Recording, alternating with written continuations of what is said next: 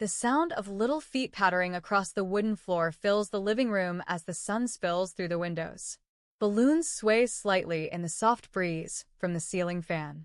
On the table, a birthday cake with blue icing reads, "Happy first birthday, Leo." I watch my son laugh as Stephen lifts him high into the air. It's hard to believe a whole year has passed since the day he was born. Since that day. The day everything came crashing down, and then, finally, came back together. Hi, my name is Vanessa Carter, and I'm 31 years old. I'm a mother, a wife, and a survivor of the kind of family hurt that doesn't leave bruises on the skin. It leaves scars on the soul. Today I live in a home filled with love. But to understand how we got here, you need to know what happened. Because exactly 1 year ago, I was 8 months pregnant, barely holding myself together at my sister's wedding. I was humiliated, assaulted, and left bleeding in front of hundreds of people by the very people who were supposed to love me the most. My own parents. My sister. And it wasn't the first time they had broken me. I grew up in a house where my name was often spoken last, or not at all. My mother, Barbara, cared more about how her lipstick looked than how I felt. My father, Charles, sat at the dinner table like a statue, nodding only when Jessica, my younger sister, spoke. And Jessica? She was the golden child. The beautiful one. The one who got applause for breathing. Me? I was just there. No one noticed when I got accepted to college on my own. No one celebrated when I started my event planning business from scratch. And when I told them I was pregnant, you'd think I announced a death. You're pregnant? With that job? Who's going to take care of you? My mother didn't even fake a smile. My father just turned the page of his newspaper. That's when I stopped expecting anything from them. But then came Jessica's wedding. The perfect, glittering wedding of the family's perfect daughter. I should have ignored the invitation. I should have protected myself. But I didn't. I walked into that hall, 8 months pregnant, holding my husband's hand and still foolishly hoping that maybe this time they would see me, welcome me, acknowledge me. I had no idea that day would change everything. 2 weeks before the wedding, the invitation arrived in a white silk envelope, embossed with gold lettering and tied with a blush pink ribbon. The card was expensive, flawless, and theatrical, just like everything Jessica did. You are cordially invited to the wedding of Jessica Carter and Brandon Lively. Stephen had found it in the mailbox, brought it inside, and placed it gently on the kitchen table. I stared at it in silence, my fingers tracing the edge of the ribbon without untying it. "Do you want to go?" he asked gently, already knowing the answer wasn't simple. A part of me wanted to toss it in the trash. Another part, the wounded daughter still clinging to some thread of hope, thought, maybe this time, they'll treat me like I matter. But I knew better. I had been through this before. Family dinners where no one asked how I was doing, holiday parties where my presence felt like an obligation, not a welcome. I looked up at Stephen. "I don't want to regret not going." He smiled and placed his hand over mine. "Then we'll go. Together. But if you feel even a little uncomfortable, we leave, no explanations. Just say the word." That's what I loved about him. No games. No pressure. Just presence.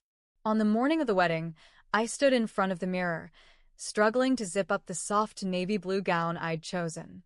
It was the only dress that felt both elegant and breathable enough for my heavily pregnant body. I was 36 weeks along, and my lower back ached constantly.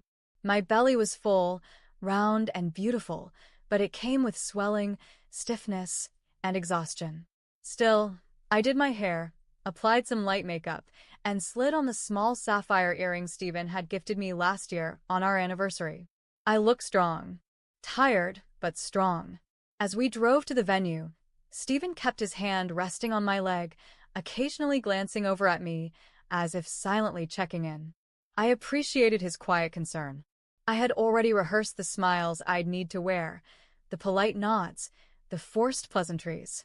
What I wasn't prepared for was the sheer performance of the event itself. The moment we pulled up to the Evergreen Estate, a grand mansion-turned-event hall on the edge of town, I felt it. That old feeling.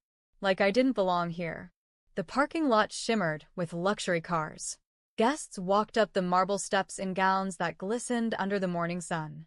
I caught glimpses of familiar faces, women from Barbara's bridge club, men from Charles's business circle, but no one looked my way. Inside, everything was white and gold.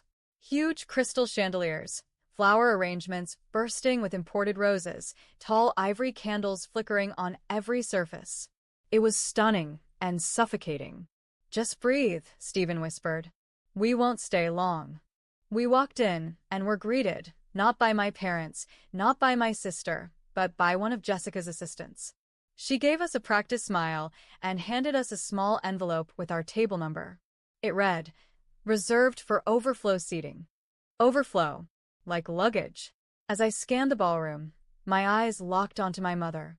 She stood near the stage, dressed in a designer ivory gown with diamond accents, her hair swept up into a flawless chignon. She looked cold, unreachable. Then I saw Jessica, in a floor-length blush wedding dress that shimmered like silk water, surrounded by photographers and bridesmaids in matching designer gowns. I smiled faintly. I wasn't jealous of her beauty or her attention. I was just tired of pretending it didn't hurt. Hurt that my parents hadn't asked me once during my pregnancy how I was feeling. Hurt that they never offered help. Hurt that they still made me feel like I was a burden in my own family. And I hadn't even realized that this day would bring all that buried pain to the surface and rip it wide open. Stephen helped me toward our assigned table, tucked in a far corner of the ballroom near the hallway leading to the kitchen. It wasn't even within view of the main stage. The linens were wrinkled. The cutlery was mismatched. Compared to the shimmering crystal and satin centerpieces everywhere else, our table looked like a forgotten afterthought. Stephen didn't say anything, but I could feel the tension in his hand as he pulled out my chair. I smiled at him softly. "It's fine," I whispered. "We knew this would happen." He didn't argue. He just leaned over and kissed my forehead. "I'm going to step outside for a minute," he said, checking his phone. "I need to return this call before the ceremony starts. Too loud in here." I nodded and watched him head toward the exit. A few minutes later, I stood up slowly, needing to stretch. That's when I heard her voice behind me. "Vanessa." I turned. There she was, Jessica. Her gown sparkled under the light, and her perfect curls were pinned into a messy yet intentional updo. She looked like a magazine cover bride. Her lips curled into a smirk that didn't reach her eyes. "You're really showing, aren't you?" I blinked. "I'm 9 months in," I replied calmly. "He's healthy." She nodded slowly, then glanced down at my dress with clear disapproval. "You couldn't find anything more flattering?" I bit the inside of my cheek and looked away. The music had lowered as people were taking their seats. Photographers milled about, positioning themselves for the perfect bridal entrance. Everything was rehearsed. Everything was curated. Except for me. "Jessica," I said quietly, "I don't want any problems today. I'm here because I care about you, even if you don't care about me." That did something to her. Her eyes narrowed slightly. "Then prove it," she said suddenly. "That centerpiece over there?" She pointed toward a tall, ornate marble vase placed near the main aisle. "It needs to be moved closer to the front. The photographers said it's blocking the shot." I stared at her. "You want me to move that? It's not that heavy. I mean, unless pregnancy has made you completely useless." I froze. My hands trembled slightly at my sides. I looked around. No one else was paying attention. It was like the entire room had tuned us out. "Jessica, I'm 37 weeks pregnant," I said slowly. "I shouldn't be lifting anything heavy, and you know that." She took a single step toward me, lowered her voice, and hissed, "Then why are you even here?" I took a breath and turned slightly to walk away. But before I could take a second step, she shoved me. It wasn't playful. It wasn't gentle. It was deliberate. The crowd gasped. My body twisted sharply, and my balance gave way. I stumbled to my knees, a sudden, sharp pain exploding across my lower belly and back. Then, I felt it. Warm liquid soaked through my dress, pooling quickly beneath me on the marble floor. Gasps echoed around me as the entire ballroom fell into a stunned silence. A waiter dropped a tray. Somewhere, a camera clicked. Jessica stepped back, her eyes wide with shock or fear. I couldn't tell. From across the room, my mother, Barbara, let out a horrified whisper. "What have you done?" And then Jessica screamed at me. "You ruined my wedding." I could barely breathe. My chest heaved. My dress clung to my legs, soaked in fluid. People started whispering, pulling out their phones, backing away like I was diseased. "You should have stayed home," Jessica shouted. And just as I tried to push myself up on shaking arms, I saw him. My father. He stormed through the crowd, eyes wide with fury. And then, without hesitation, he grabbed the nearest thing in reach. A folded tripod. Before I could even register what was happening, he swung it down hard, onto my head. The sound of the tripod striking my skull was sickening, a heavy, metallic crack that echoed across the marble floors. For a second, the world went silent. My ears rang, my vision blurred, and a warm stream trickled down the side of my face. I couldn't move. I couldn't speak. I was stunned, not just from the blow, but from the sheer disbelief that my father had actually hit me. In public. At a wedding. While I was 9 months pregnant. I remember hearing gasps. Someone screamed. Glass shattered somewhere in the background. My body began trembling as I collapsed fully to the floor, my knees giving out under me.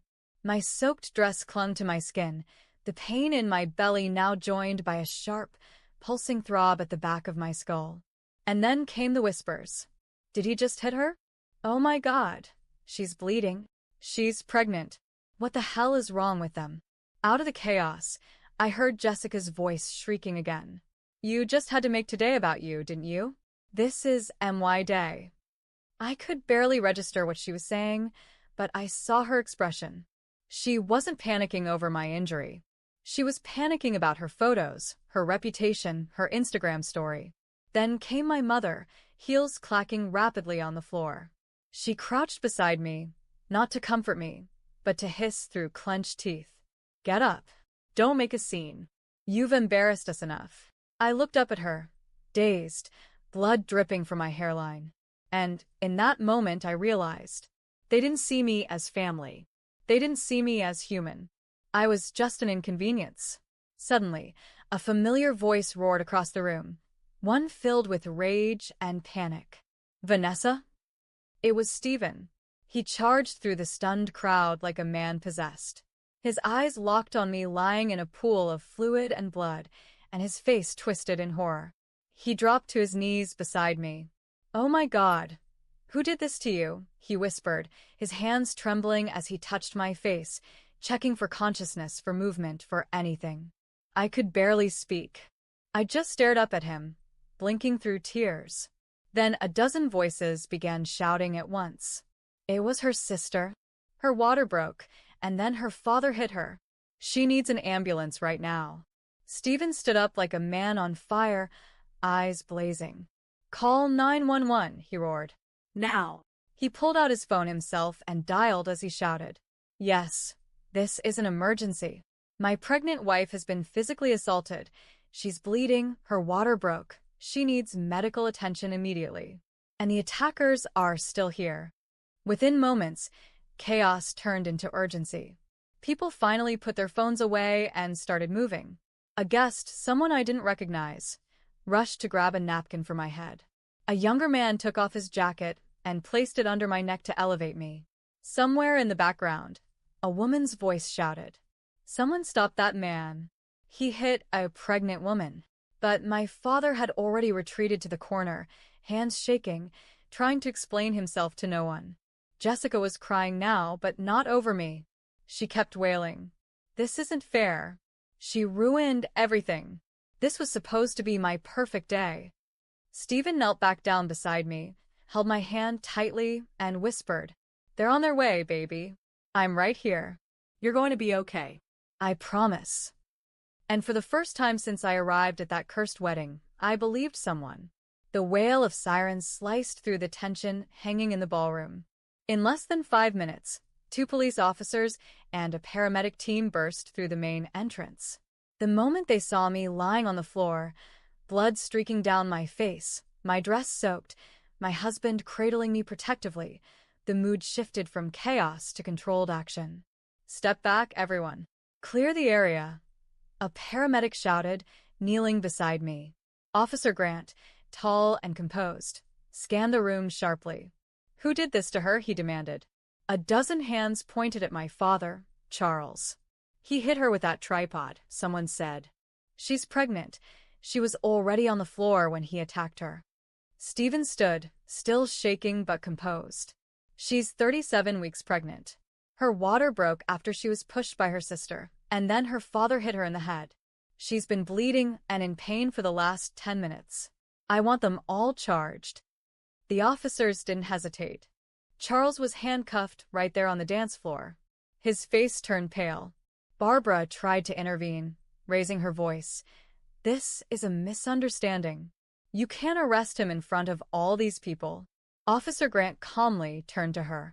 "Ma'am, assaulting a pregnant woman is not a misunderstanding." Then came Jessica. She had collapsed into a decorative chair, her makeup running, her dress wrinkled, her sobs shallow and selfish. She fell. "It was an accident. I didn't mean to push her. It was her fault. She made this whole thing about her." But her voice cracked under the weight of the truth, and the smartphones that had recorded the entire scene left no room for denial. Officer Grant approached her next. "We've received witness reports and video evidence that you initiated physical contact that led to this woman's injury. You're coming with us as well." Jessica screamed as they cuffed her. "You can't do this to me. It's my wedding." Stephen muttered under his breath, kneeling next to me again as the paramedics prepared the stretcher. Barbara, still in denial, stepped forward to argue again, but another officer stepped in. "Ma'am, you verbally harassed the victim while she was bleeding on the floor. You're being detained for obstruction and suspected complicity in abuse."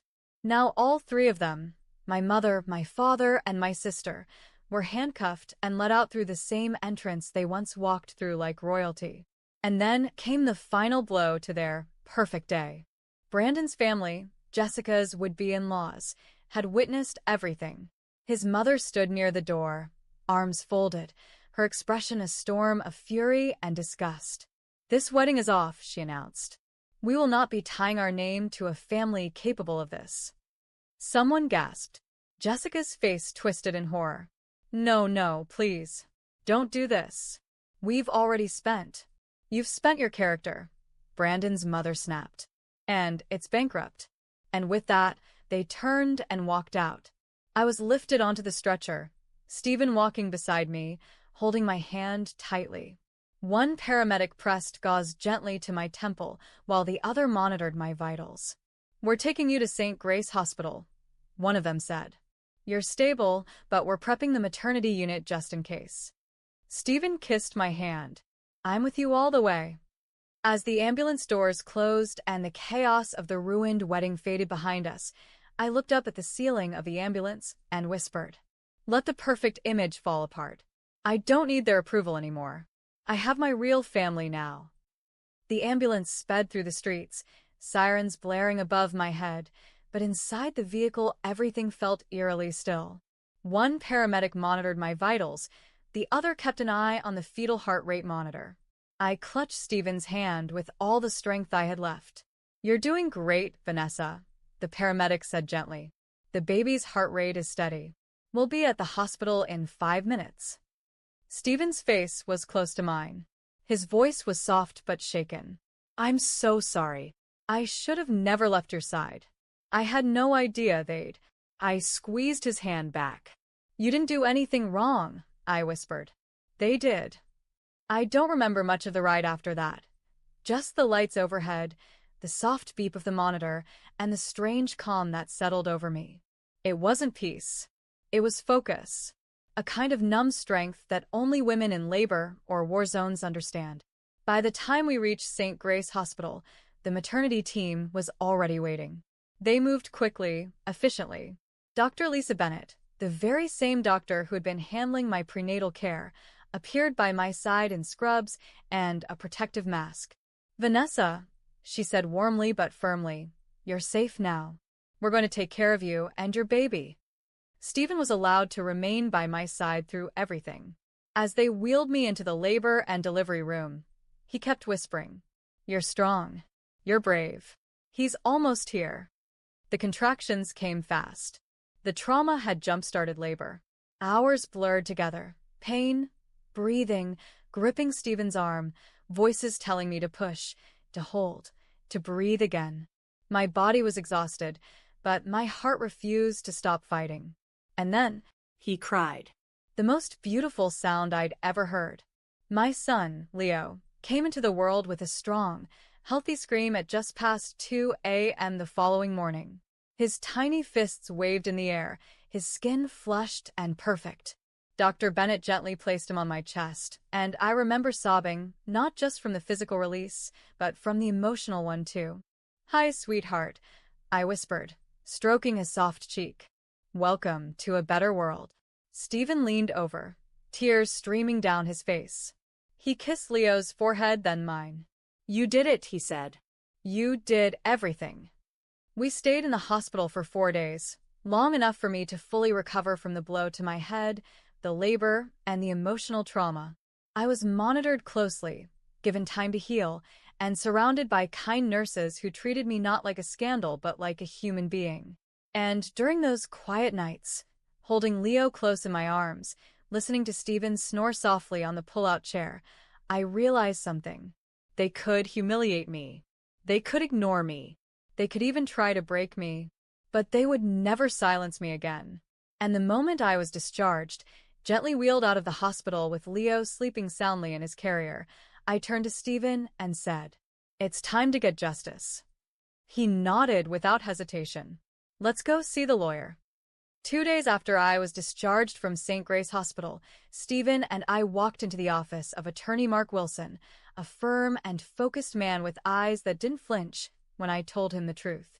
I held Leo in my arms, his small body sleeping peacefully against my chest, unaware of the storm he had been born into. "We're not just filing a report," I told the lawyer. "I want to press full charges. For everything." Mark didn't need convincing. He had already seen the footage. Multiple videos from the wedding had gone viral across social media.